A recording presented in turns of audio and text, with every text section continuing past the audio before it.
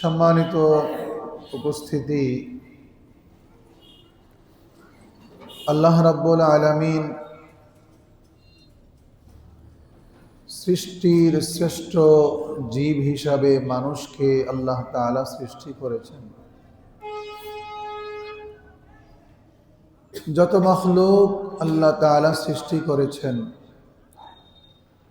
সব মাখলুকের মাঝে সবচেয়ে দামি, মূল্যবান, মর্যাদাপূর্ণ মাখলুক হলো ইনসান। এরপরেও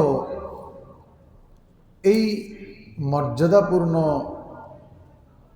সৃষ্টি মানুষ, এর মাঝেও বিভিন্ন শ্রেণী আছে, বিভিন্ন তাবাকা আছে। কেহ আছে এরকম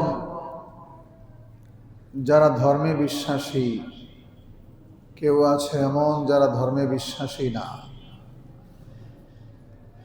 বহু মানুষ আছে এরকম, এরা অধর্মকে ধর্ম হিসাবে বিশ্বাস করে।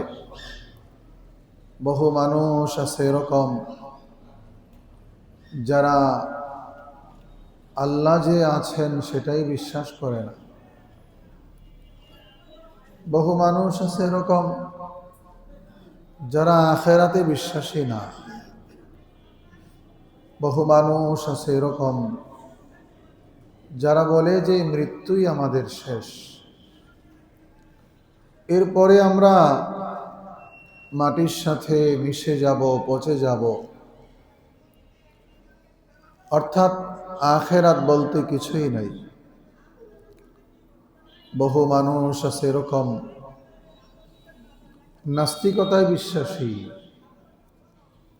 বহু মানুষ আছে এরকম আল্লাহ আছেন এ কথা বিশ্বাস করে, কিন্তু এর পাশাপাশি তারা আল্লাহ তাআলার সাথে অন্য অনেক মূর্তির পূজাও করে। আবার মানুষের মাঝে একটা অংশ আছে এরকম যারা আল্লাহ আছেন এ কথা বিশ্বাস করেন, তারা তাওহীদ এবং একত্ববাদে বিশ্বাসী। পৃথিবীতে যত ধরনের মানুষই আপনি খুঁজে পাবেন, সব মানুষ একটা কথায় বিশ্বাস করে, সেটা হলো একদিন আমাদেরকে এই দুনিয়া ছেড়ে চলেই যেতে হবে। যারা নাস্তিক তারাও বলে যে একদিন আমাদেরকে এই দুনিয়া ছেড়ে চলে যেতে হবে। যারা মুরতাদ তারাও একথা বিশ্বাস করে একদিন আমাদেরকে চলেই যেতে হবে। মৃত্যুকে বিশ্বাস করে সবাই, এবং সাথে সাথে এ কথাও বিশ্বাস করে মৃত্যু কখন আসবে, কোথায় আসবে, এটা কেউ জানে না। পৃথিবীর চিরসত্য যেই বিষয়গুলোর মাঝে এমন একটি সত্য বিষয় এটা, যে বিষয়টাতে নাস্তিকরাও বিশ্বাস করে, মুরতাদরাও বিশ্বাস করে। এ কথাই কবি বড় চমৎকার করে বলেছেন। কবি কবির ভাষায় আমাদেরকে এই বিষয়টি বুঝাতে চেয়েছেন। দুনিয়াতে আসার একটা সিরিয়াল আছে, কিন্তু দুনিয়া থেকে চলে যাওয়ার কোনো সিরিয়াল। কবি বলেন, ইহা হাম সব মুসাফির হ্যায়, ওহি আখির ঠিকানা। ইহা হাম সব মুসাফির হ্যায়, ওহি আখির ঠিকানা। कोई आगे रवाना है, कोई पीछे रवाना। कोई आगे रवाना है, कोई पीछे रवाना। কবি বড় চমৎকার ভাষায় আমাকে আপনাকে আমাদের সবাইকে চির সত্য বিষয়টি আমাদের সামনে উপস্থাপন করেছেন। কবি বলেছেন, দুনিয়াতে আমরা সবাই মুসাফির, তবে আমার আপনার আমাদের সবার আসল ঠিকানা হলো জান্নাত। আমল যদি ভালো হয়, ঈমান যদি থাকে, তাহলে সরাসরি বান্দা তার আপন ঠিকানায় পৌঁছে যাবে।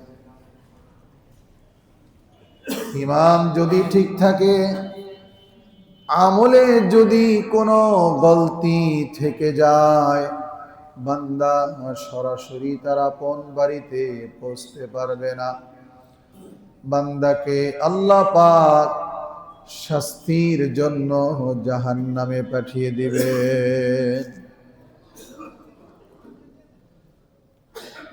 এরপরে কবি বলেন, কোই আগে রওয়ানা হ্যায় কোই পিছে রওয়ানা। কেউ আগে যাবে, কেউ পরে যাবে। কেউ দুদিন আগে দুনিয়া ছেড়ে চলে যাবে, কেউ 2 দিন পরে মাওলার ডাকে সাড়া দিয়ে চলে যাবে। তবে চলি যেতে হবে, এ কথা বাস্তব, এতে কোনো সন্দেহ নাই। এই কথাটাই আল্লাহ রাব্বুল আলামিন কুরআনুল কারীমের মাধ্যমে আমাকে আপনাকে জানিয়ে দিয়েছেন। আল্লাহ বলেন, ইযা জাআ আজালুহুম লা ইস্তাখিরুনা সাআতাও ওয়া লা ইস্তাকদিমুন। মৃত্যু থেকে যতই পালাও, মৌত তোমায় লইবে ঘিরি। ইযা জাআ আজালুহুম লা ইস্তাখিরুনা সাআ। আল্লাহ রাব্বুল আলামিন বলেন, তোমার যখন চলে যাওয়ার ডাক এসে যাবে, তখন তোমাকে চলে যেতে হবে। এক মুহূর্ত দেরিও হবে না, এক মুহূর্ত আগেও তোমার মৃত্যু আসবে না।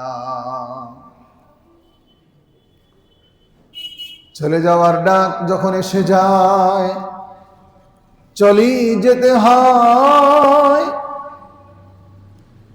এক পয়গম্বর এমন ছিলেন, সন্তানকে বড় মায়া করতেন, আদর করতেন।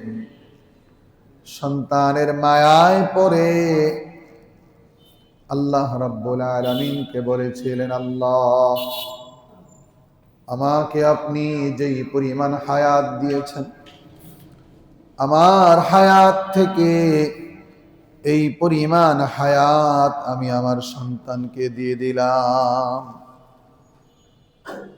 পয়গম্বর বললেন, আপনি আমাকে যেই পরিমাণ হায়াত দিয়েছেন, আমার হায়াত থেকে এতটুকু হায়াত আমি আমার সন্তানকে দিয়ে দিলাম। মালাকুল মাউত ফেরেশতা আসছেন পরীক্ষা করার জন্য।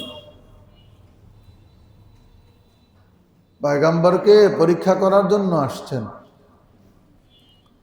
এসে বললেন, আপনার তো চলে যাওয়ার ডাক এসে গেছে, এখনই চলে যেতে হবে।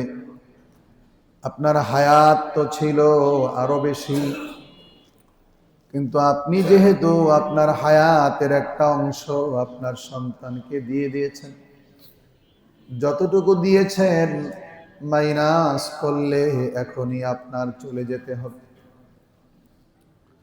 পয়গম্বর বললেন, না, আমি তো ওটা দেওয়ার জন্য বলি নাই, আমি এমনি এমনি বলেছি।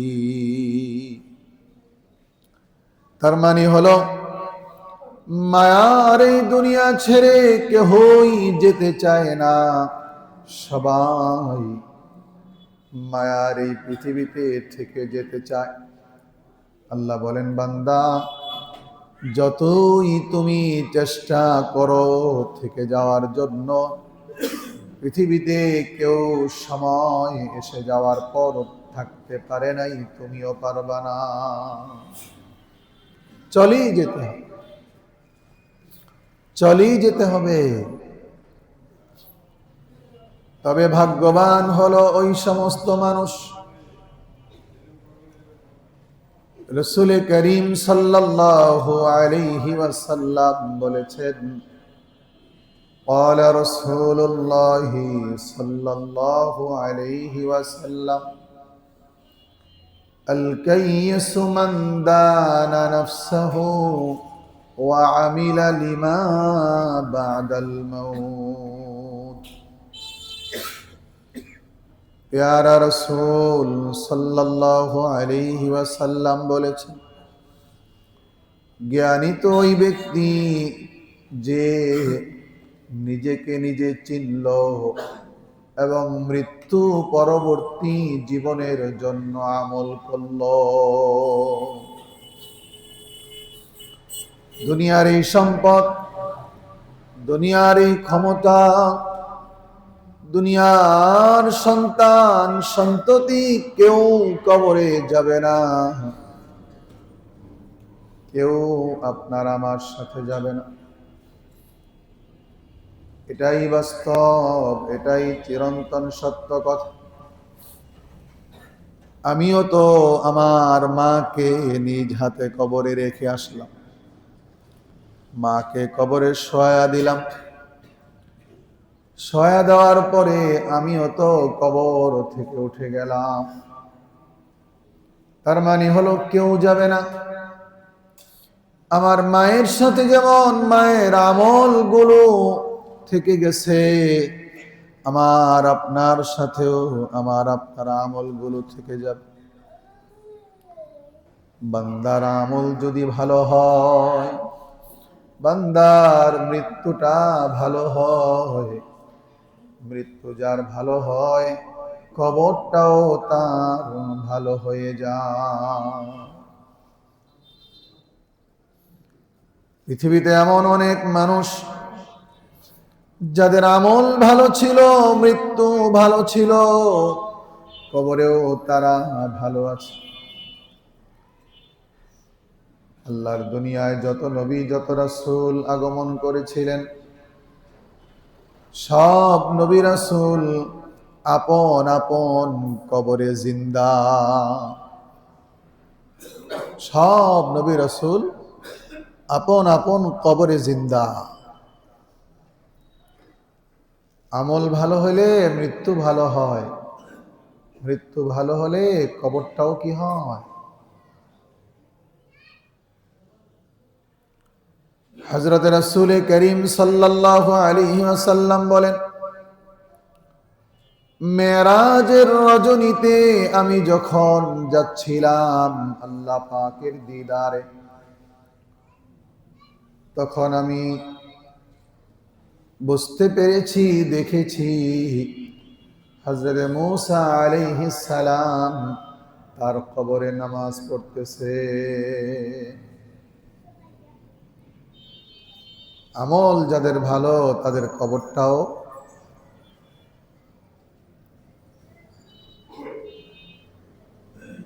হাফেজ জামিন শহীদ রাহিমাহুল্লাহ, ওনার আমল ভালো ছিল, মৃত্যু ভালো ছিল, কবরটাও ভালো। যে কারণে ওনার কবরের সামনে দাঁড়িয়ে একজন কোরআনুল কারীমের তেলাওয়াত করছিলেন। ভিতর থেকে আওয়াজ আসলো, কে ভাই তুমি আমার কবরের সামনে দাঁড়িয়ে কোরআনুল কারীম তেলাওয়াত করতেছো? ভাই কে তুমি? আমার কবরের সামনে দাঁড়িয়ে কোরআন তেলাওয়াতের দরকার নাই, আমি তো হাফেজ, আমি তো শহীদ। আমি নিজেই আমার কবরে কোরআন তেলাওয়াত করতেছি। যাও যাও, অন্য কোন মুর্দা ব্যক্তির কবরের পাশে দাঁড়িয়ে কোরআন তেলাওয়াত করো। আমার কবরের সামনে দাঁড়িয়ে কোরআন তেলাওয়াতের কোনো প্রয়োজন নেই। আমল ভালো ছিল, মৃত্যু ভালো ছিল, কবরটাও ভালো।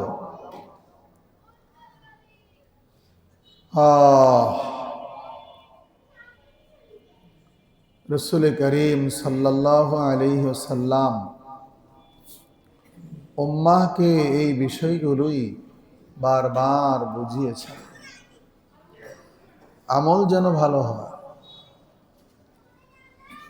পৃথিবীতে এমন অনেক মানুষ পাবেন, গান শুনতে শুনতে মৃত্যুর কোলে ঢলে পড়েছে। এমন অনেক মানুষ পাবেন, মদের আসরে মদ পান করা অবস্থায় মৃত্যুর কোলে ঢলে পড়েছে। এমন অনেক মানুষ পাবেন, বিয়ে বাড়িতে গানের সাথে তালে তালে নাচতে নাচতে দুনিয়া থেকে চলে গেছে। তোমরা যারা বিয়ের অনুষ্ঠানে গান বাজনা বাজাও, সতর্ক হওয়া দরকার, সতর্ক হওয়া দরকার। তোমরা কি আল্লাহ পাকের ওই আয়াত ভুলে গেছো?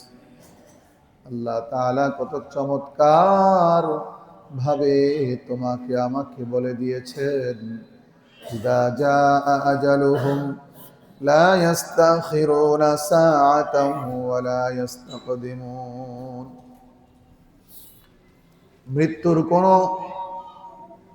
মৃত্যুর কোনো বয়স নাই, মৃত্যুর জন্য কোনো অসুস্থ হওয়া লাগে না।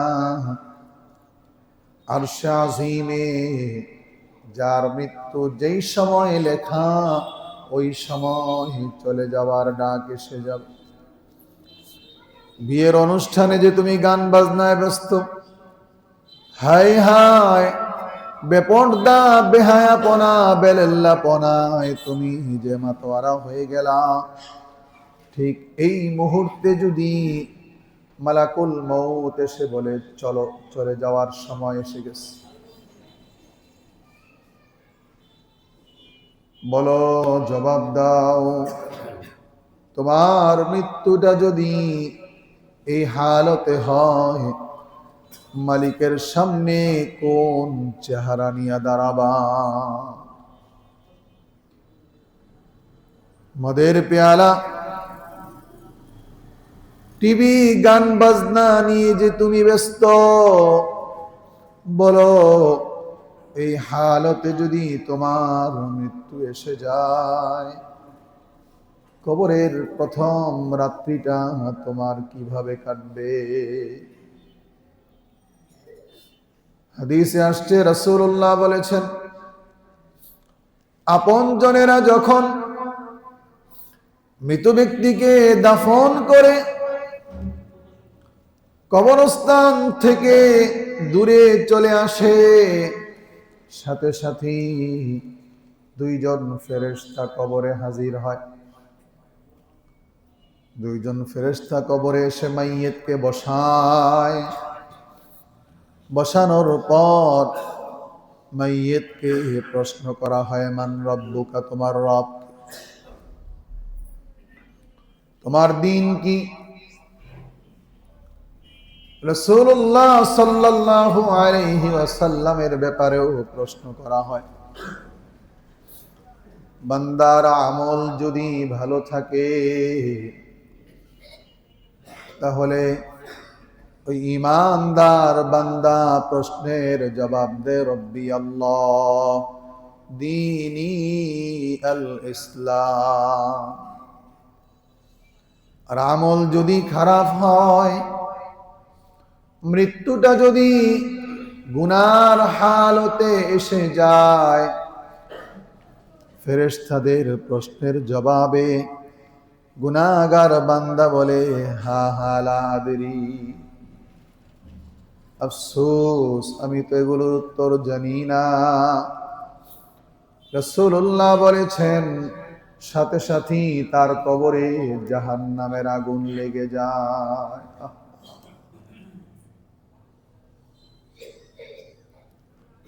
এজন্য ভালো মৃত্যুর জন্য দোয়া করা চাই। আল্লাহুম্মা রযুকনি শাহাদাতান ফি সাবিলিক ওয়াজআল মাউতি ফি বালাদি রাসূলিক। আল্লাহ পাকের কাছে ভালো মৃত্যুর জন্য দোয়া করতে। পৃথিবীতে একটা মৃত্যু এমন আছে যেই মৃত্যুর পরে বান্দার শরীর পবিত্র থাকে, এজন্য বান্দাকে গোসল দেওয়া হয় না, বিনা গোসলই বান্দাকে দাফন করা হয়। আর মৃত্যুর পর পর আল্লাহ পাকের ওই বান্দাকে আল্লাহ পাক জান্নাতুল ফেরদাউসের মেহমান বানিয়ে নেন। সেই মৃত্যুটা হলো শহীদি মৃত্যু। সেই মৃত্যুটা হলো শহীদি মৃত্যু। হযরত রাসূল করিম সাল্লাল্লাহু আলাইহি ওয়াসাল্লাম বলেছেন, আমার মন চায় আমাকে শহীদ করা হোক, আবার সুম্মা উহইয়া আমাকে আবার জীবন দান করা হোক, সুম্মা উকতাল আবার আমাকে শহীদ করা হোক, আবার আমাকে জীবন দেওয়া হোক, আবার আমাকে শহীদ করা হোক। কারণ হলো শহীদি মৃত্যু এমন এক মৃত্যু, শহীদকে রক্তমাখা পোশাক নিয়ে দাফন দিয়ে দেওয়া হয়। আমাদের বুজুর্গরা, আমাদের আকাবিররা আল্লাহ পাকের কাছে দোয়া করতেন, আল্লাহ এমন শহীদি মৃত্যু আমাকে দিও, আমার শরীরের কোনো অংশ যেন কেউ খুঁজে না পায়, আমার দেহটাকে যেন টুকরা টুকরা করা হয়, আমার দেহটা যেন ছিন্ন বিচ্ছিন্ন হয়ে পড়ে থাকে, এমন শহীদি মৃত্যু আমাকে দিও। আল্লাহ মৃত্যুর পরে যখন তুমি আমাকে ডাকবা, আমার গোশতের টুকরাগুলো ছিন্ন বিচ্ছিন্ন ছড়িয়ে ছিটিয়ে থাকা গোশতগুলো যেন তোমার ডাকে সবগুলো একসাথে একত্রিত হয়ে যায়। ওই সময় যদি আমি তোমার সামনে দাঁড়াতে পারি, এটাই হবে আমার জীবনের সবচেয়ে বড় সফলতা। শহীদ মৃত্যু। রাসূলুল্লাহ বলেছেন, এমন ভালো মৃত্যু কামনা করো।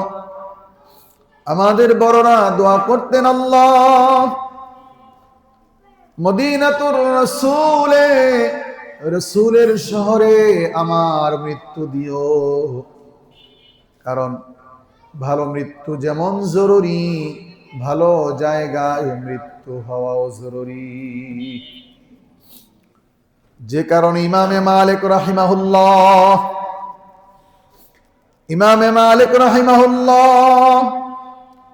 কখনোই মদিনার বাহিরে যান নাই, এই ভয়ে আমি যখনই মদিনার বাহিরে যাব, ওই সময় যদি আমার মৃত্যু হয়ে যায়, তাহলে রাসূলের শহরে আমার মৃত্যুটা হলো না। রাসূলের শহরে ওই জমিনের কবরে কোনো আযাব হয় না রাসূলুল্লাহর বরকতে। এজন্য ইমামে মালিক রাহিমাহুল্লাহ কখনোই মদিনার বাহিরে যান নাই। যখনই ইস্তেনজার প্রয়োজন হতো, মদিনার একেবারে সীমানায় গিয়ে বসতেন।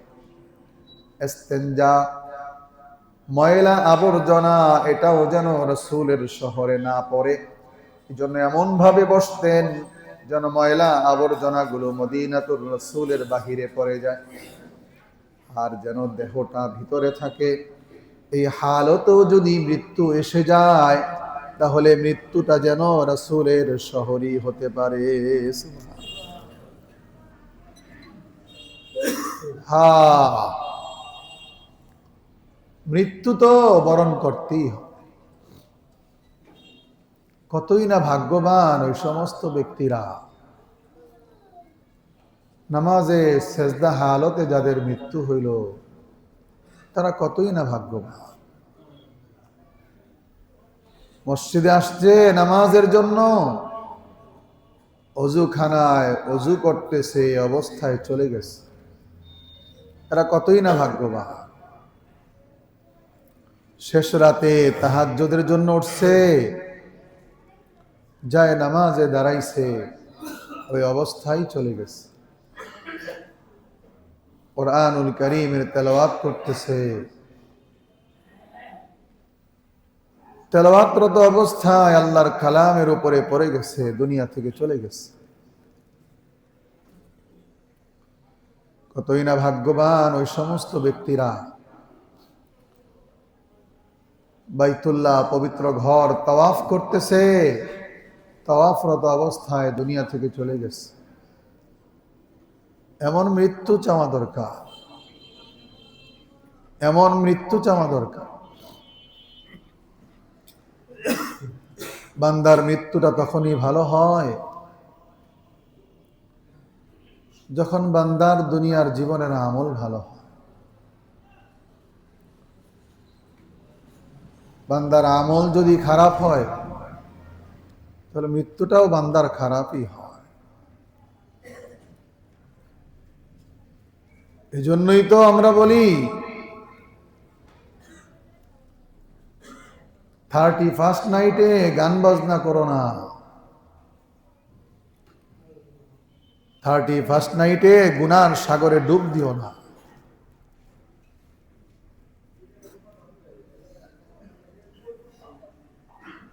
থার্টি ফার্স্ট নাইট এরাত গুনাহের জন্য, এরাত গান বাজনার জন্য না। এরাতে তুমি তোমার জীবনের হাল খাতা খোলো। 2025-এর 1 জানুয়ারি থেকে 2025-এর ডিসেম্বরের শেষ রজনী পর্যন্ত সারা বছর কি করছো, হাল খাতা খোলো, জীবনের হিসাব লাগাও। কত ওয়াক্ত নামাজ পড়ছো আর কত ওয়াক্ত কাজা হয়েছে, হিসাব লাগা। জীবনের হিসাব লাগাও, কতগুলো নাফরমানি করছো। তোমার চতুর্পাশে তাকাও, তোমার কত বন্ধু আপনজন তারা দুনিয়া থেকে চলে গেল, আল্লাহ পাক তোমাকে এখনো সুযোগ দিল।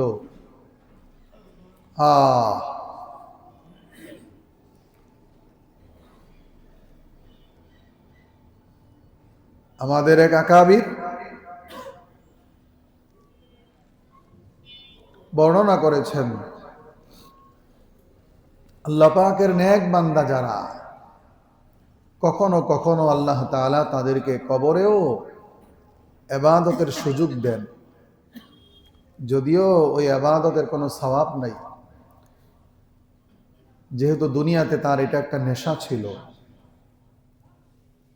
আজান হওয়ার আগেই মসজিদে চলে আসা, আসার পরে সবার পরে মসজিদ থেকে বের হওয়া, মসজিদ থেকে যখন বের হতো তার দিলটা অশ্রুসিক্ত হতো। এমন এমন বান্দা যারা, আল্লাহ পাক কখনো কখনো এরকম নেক বান্দাদেরকে কবরেও বরজখের জগতেও ইবাদতের সুযোগ দেন। আল্লাহ পাকের এক বান্দা কবরে ইবাদত করতেছে, আরেক বান্দা তার কবরের পাশে দাঁড়িয়ে দাঁড়িয়ে দোয়া করতেছে।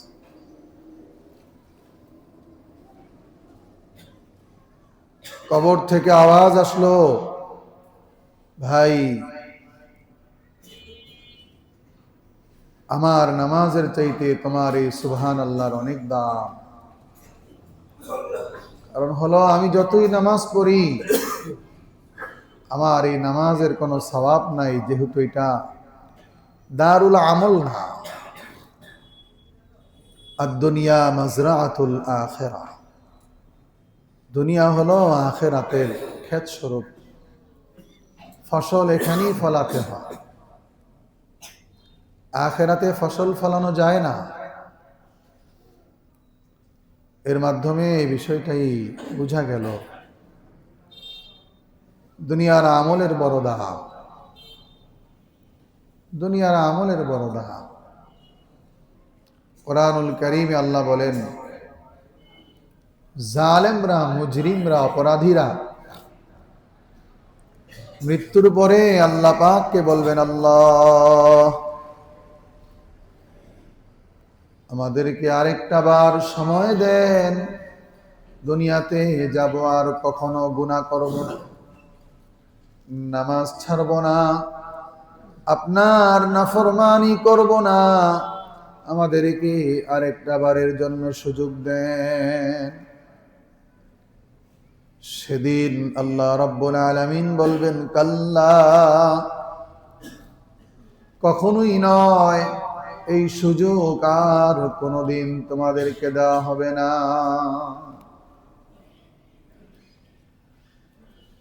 जाना होगा यहाँ से, जाना होगा यहाँ से, कुछ नहीं तेरा साथ होगा। চলে যেতে হবে দুনিয়া ছেড়ে, কোনো কিছুই আমার তোমার সঙ্গী হবে না, কোনো কিছুই সঙ্গী হবে না, কোনো কিছুই সাথে যাবে না। चंद गज कफन का टुकड़ा तेरा लिबास होगा, चंद गज कफन का टुकड़ा तेरा लिबास होगा। পুরুষ হলে 3 টুকরা, নারী হলে 5 টুকরা কাফনের কাপড়, এটাই হবে তোমার আমার শেষ সামান। দুনিয়ার এই সহায় সম্পদ, দুনিয়ার এই যে ক্ষমতা, বাড়ি গাড়ি নারী, কোনো কিছুই সঙ্গী হবে না। শেষ বেলায় সম্পদ, দুনিয়ার সম্পদ হিসাবে সঙ্গে যাবে 3টা টুকরা কাফনের কাপড়, আর দুনিয়ার কোনো কিছুই যাবে না। ছেলে বলো, বাবা বলো, বন্ধু বলো, আপনজন বলো, কেউই যাবে না। এজন্য রাসূলুল্লাহ বলেছেন, আল কবরু রাওযাতুম মিন রিয়াদিল জান্নাহ আও হুফরাতুম মিন হুফারিন নার। তোমার কবরটা হয়তো জান্নাতের একটা অংশ, একটা টুকরা হবে। আমল যদি খারাপ হয় তাহলে তোমার কবরটা জাহান্নামের এক খণ্ডে পরিণত হবে।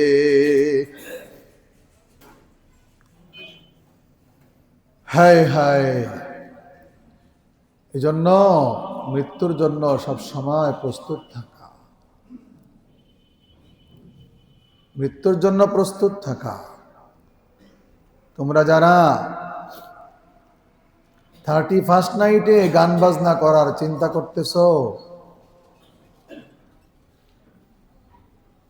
মৃত্যুর কথা স্মরণ করো। রাসূল বলেছেন, বেশি বেশি মৃত্যুর কথা স্মরণ করো, তাহলে মৃত্যুর স্মরণই দুনিয়ার এই খেল তামাশা, দুনিয়ার আল্লাহ পাকের এই নাফরমানি সব কিছু তোমার অন্তর থেকে মুছে দিবে। মৃত্যুর স্মরণ, মৃত্যুর কথা স্মরণ করো। তোমরা যারা বিয়ে শাদীতে গান বাজনা বাজাও, মৃত্যুর কথা স্মরণ করো। এই যে গান বাজনা করতেছো বা 31st নাইটে যারা করার ইচ্ছা করতেছো, চিন্তা করো ঠিক ওই মুহূর্তে যদি মালাকুল মউত চলে আসে, তুমি আল্লাহর কাছে কি জবাব দিবা? বলো বলো, আল্লাহর কাছে কি জবাব দিবা?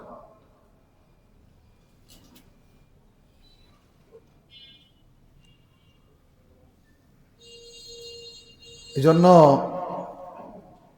মসজিদ থেকে আমার পক্ষ থেকে সুস্পষ্ট বার্তা, 31st নাইটে কোথাও কোনো গান বাজনা হতে দিব না ইনশাআল্লাহ। আমার সাথে কারা কারা থাকবেন হাত তোলেন তো, জোরে তাকবীর দেন, আল্লাহু আকবার। আবার বলেন আল্লাহু আকবার, আবার বলেন আল্লাহু আকবার। হাত নামান। কথা তো অতীতে নরম করে অনেক বলছি, দিন প্রতিষ্ঠার জন্য গরমও বলতে হয়।